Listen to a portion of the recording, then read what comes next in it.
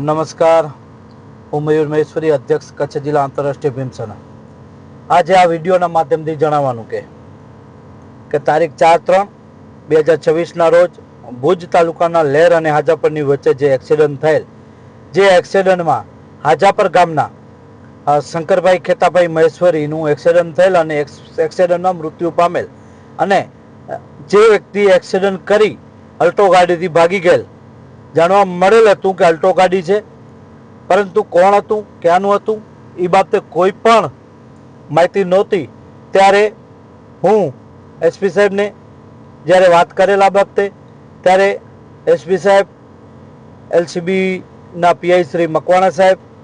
તેમજ પદ્ધર પોલીસ સ્ટેશનના પીઆઈ શ્રી ઝાલા સાહેબ, તેમજ જમાદાર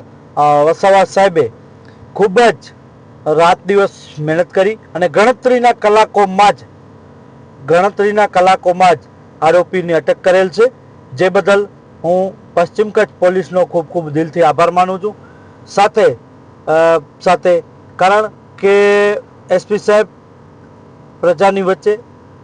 પ્રજા માટે સતત કામ કરી રહ્યા છે, અને આ એક્સિડન્ટ ડિટેક્ટ થાય એવો હતો નહીં, અનડિટેક્ટ હતો,